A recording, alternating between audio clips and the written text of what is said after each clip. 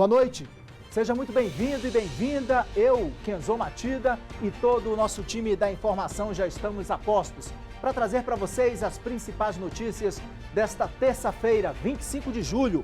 Olga Amaral. Começou hoje o julgamento do advogado Paulo Ricardo Milhomem. Ele atropelou a servidora pública Tatiana Matsunaga em 2021. Foi depois de uma briga de trânsito. Obrigado, Olga. Quem está com a gente também é a Paola Cuenca.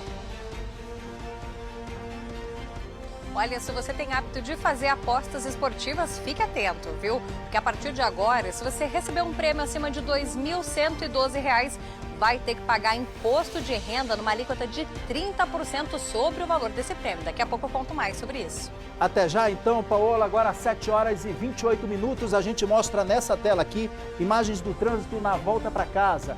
Essa aqui é a imagem da EPTG no sentido, o trânsito mais carregado aqui no sentido Taguatinga e Ceilândia. Essa imagem é na altura do Guará. No sentido oposto também, em plano piloto, muitos carros na pista, por isso os motoristas precisam redobrar a atenção nessa volta para casa. Ao longo do jornal, é claro, a gente atualiza mais pistas para você e tem outros destaques. Escolas públicas têm o pior índice de combate ao racismo em 10 anos. Homem é preso por vender abortivo. Agora quem tem mais de 60 anos pode usar o transporte público de graça. Já estamos no ar.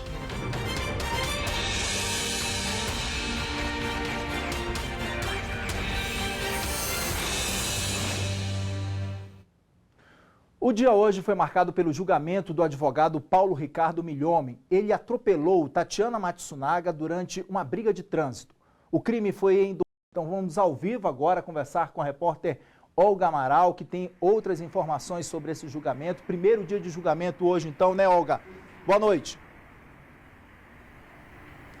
Isso mesmo, Kenzo. Boa noite para você, boa noite a todos e a todas. Houve um intervalo agora há pouco, por volta das 7h05 da noite, mas a sessão já foi retomada. O julgamento começou nesta terça-feira, por volta das 10 horas da manhã, e aqui no Tribunal do Júri do Tribunal de Justiça do DF e Territórios, e está seguindo, né? Vai seguir até amanhã, como você disse, como você informou. A primeira a ser ouvida foi justamente a vítima, a servidora pública Tatiana Matsunaga. Então, ela prestou esse depoimento. Na sequência, outras testemunhas, então, da acusação foram ouvidas, inclusive peritos, né, autoridades de polícia, como peritos que trabalharam neste caso. Na sequência, então, testemunhas da defesa.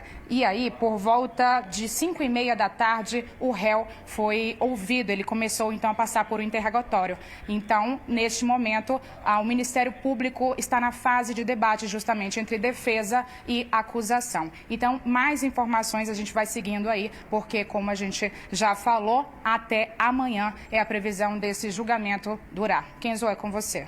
Obrigado, Olga, pelas informações e pela atualização desse caso. E olha, metade das escolas públicas do Brasil não tem projetos para combater o racismo. Quando o assunto é machismo ou homofobia, esse percentual é ainda menor. Os dados são de um estudo do Todos pela Educação. Em uma escola de Ceilândia, o racismo veio embalado em papel de presente para a professora.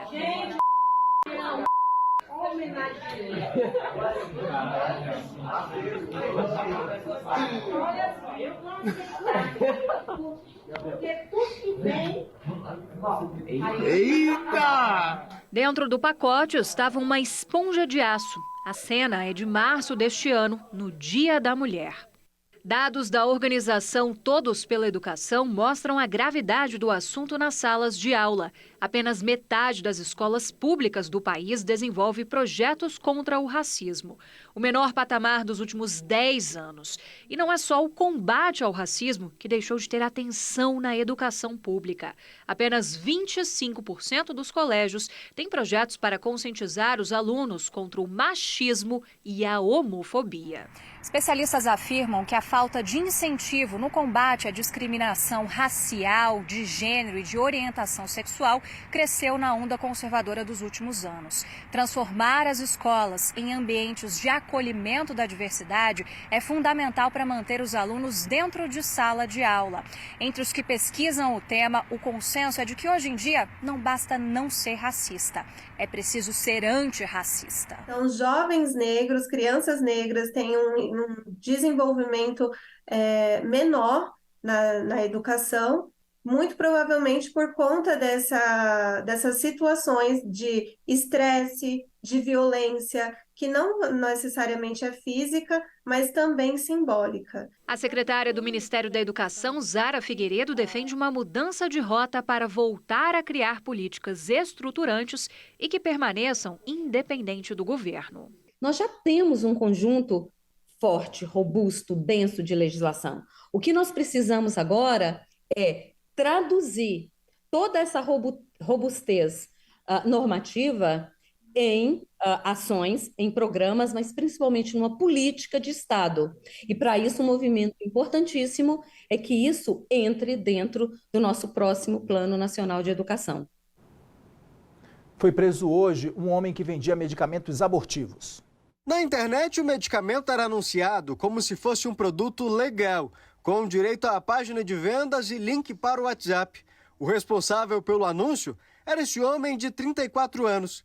Ele foi preso em flagrante no momento que faria a entrega do medicamento. A polícia chegou até o vendedor enquanto investigava uma mulher suspeita de tráfico de drogas no ano passado. Depois que a justiça autorizou o acesso ao celular dela, os investigadores encontraram uma conversa em que ela informava que estava grávida de cerca de 2 meses e pedia informações sobre o abortivo. O homem prontamente ofereceu o produto e disse que ela precisaria de 6 comprimidos. A gente já percebeu que era uma pessoa que já estava atuando com essa venda ilícita há algum tempo. Essa traficante tinha sido presa no ano passado, então, no mínimo aí, há 6 meses de prática ilícita.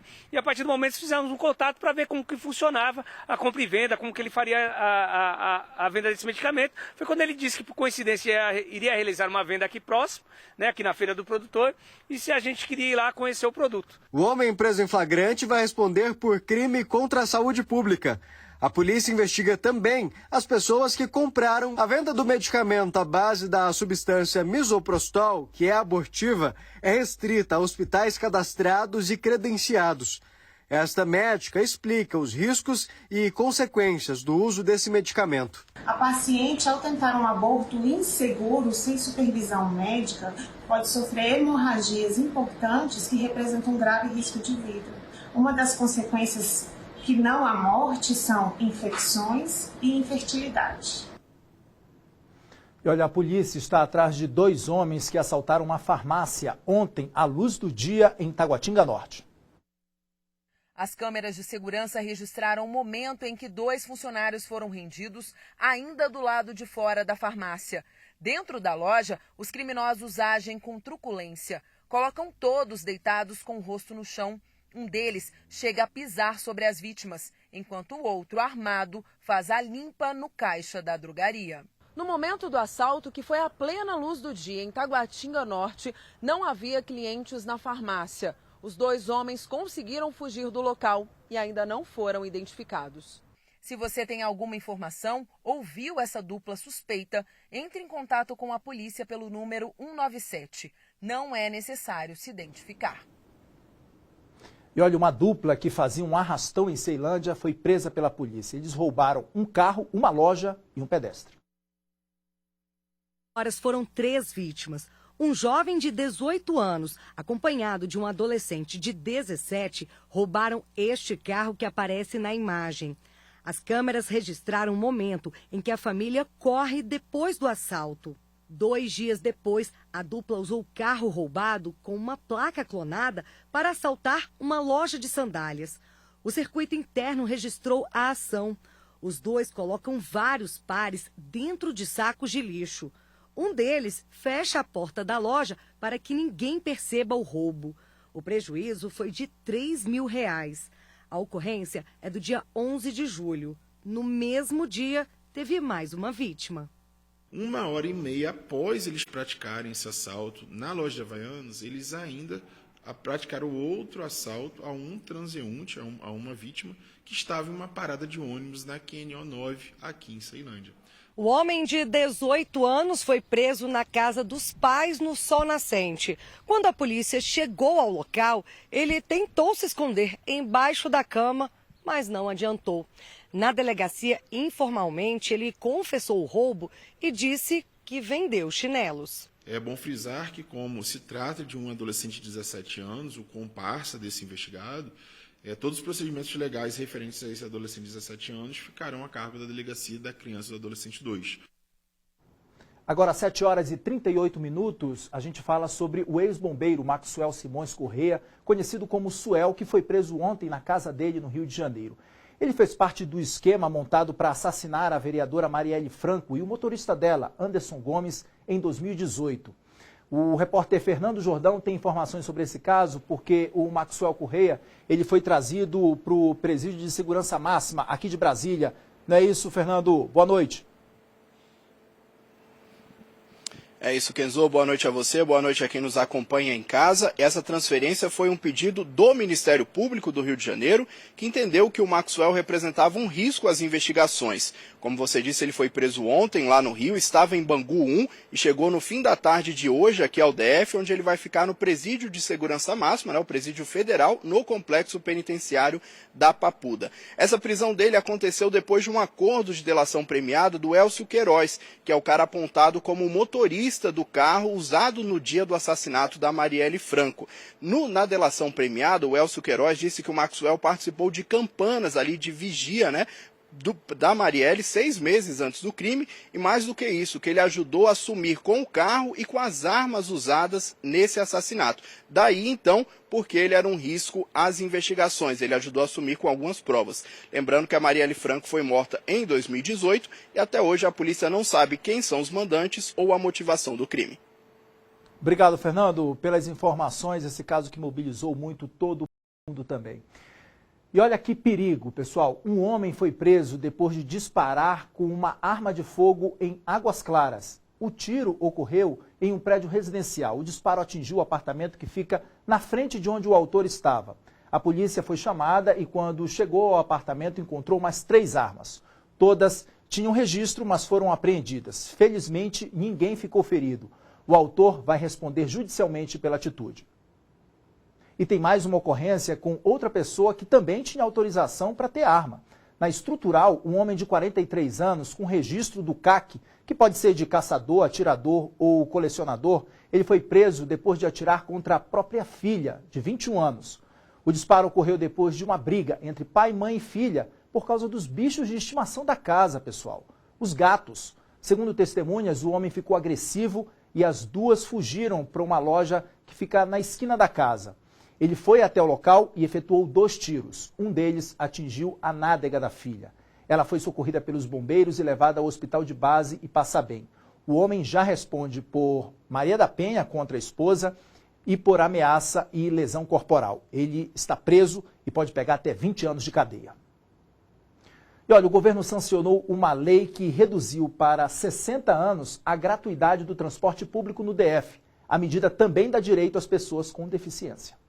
A alteração na lei foi publicada no Diário Oficial do DF nesta terça e já está valendo.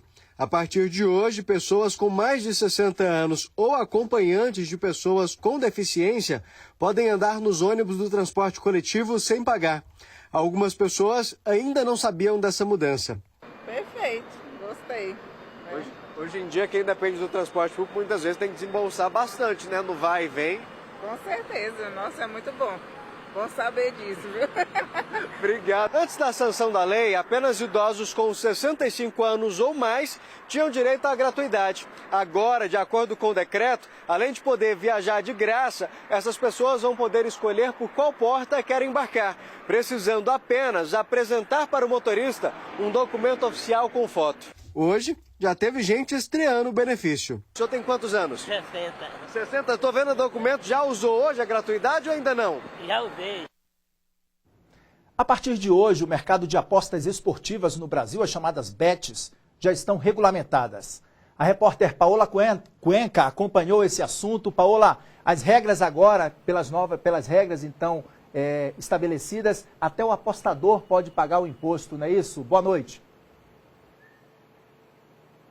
É isso mesmo, Kenzo, boa noite. Quem tem hábito de fazer aposta esportiva nesses spots, nesses sites chamados de bets, tem que ficar atento porque agora, se ganhar um prêmio acima de R$ 2.112, vai ter que pagar um imposto de 30% sobre o valor desse prêmio, que fica referente ao imposto de renda. Mas não é só o apostador que vai ter que pagar agora um tributo. As empresas de apostas também vão ter uma taxação de 18% sobre a receita obtida com os jogos, isso depois que elas já pagaram todas as apostas que foram premiadas e também as outras taxas que são comuns a qualquer empresa ou pessoa jurídica.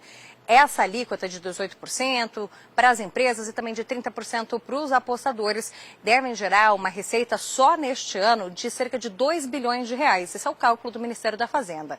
Mas eles acreditam que como esse setor ele cresce de forma muito rápida, é possível que nos próximos anos esses impostos também possam gerar uma receita para os cofres públicos de cerca de 12 bilhões de reais ao ano.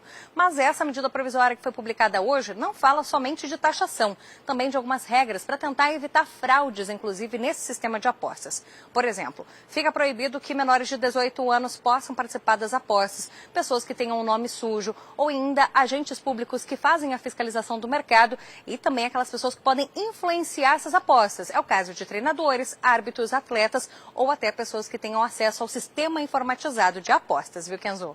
Obrigado, Paola, pelas informações. E agora a gente vai ouvir um recado da Viviane Costa. Oiê, veja só o recado que a Nacional G3 tem para você.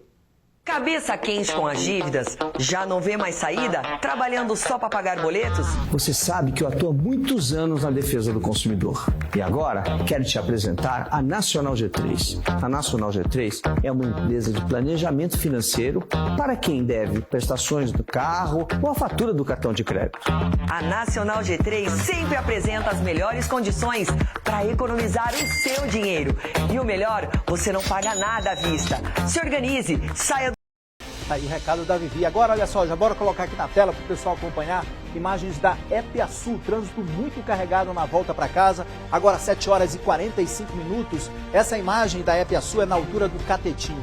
Trânsito carregado, então, para quem está seguindo por Gama, atenção redobrada. Olha só, todas as pistas praticamente paradas, só os ônibus estão circulando, então, no sentido Gama. Atenção redobrada para os motoristas. Até já.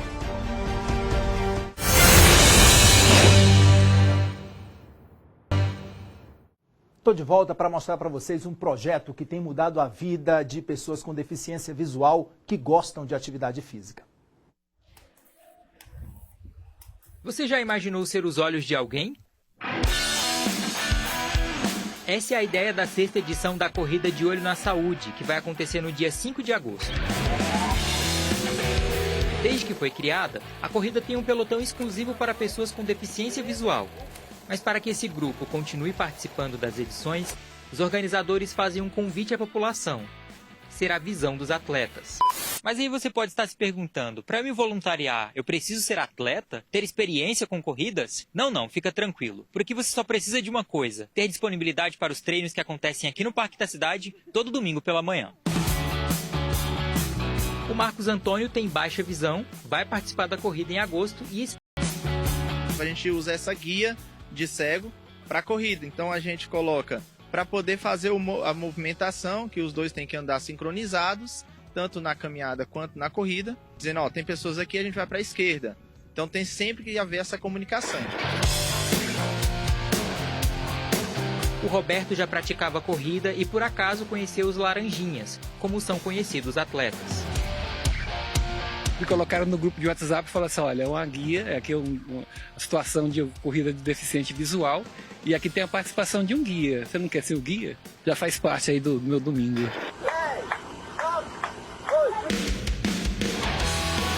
Além de 5 e 10 quilômetros, a corrida também tem a caminhada, com um percurso de 3 quilômetros. E a Denise já está treinando para fazer a prova. Isso motiva a gente vê pessoas com deficiência visual que estavam em casa paradas e fala, Denise, obrigado por esse projeto, continua. Esta é a única corrida de Brasília que leva às ruas os atletas com deficiência visual. O que a gente quer é isso, é incentivar o esporte, fazer essa inclusão do deficiente visual, mostrando que ele é capaz de participar, né, de qualquer atividade, assim como uma pessoa que enxerga também.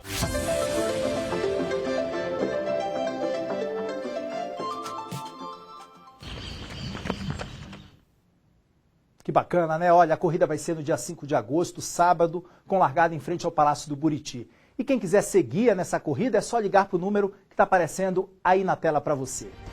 E olha, você aí de casa pode mandar um WhatsApp para mim, já salva o número, tá aqui na tela, olha só, 99623-2421, tá curtindo o jornal? Quer aparecer aqui na nossa tela, bater um papo comigo? Viu algo interessante por aí? Então manda um zap pra gente. Muito obrigado pela sua companhia, receba o meu abraço, tchau, tchau, até amanhã.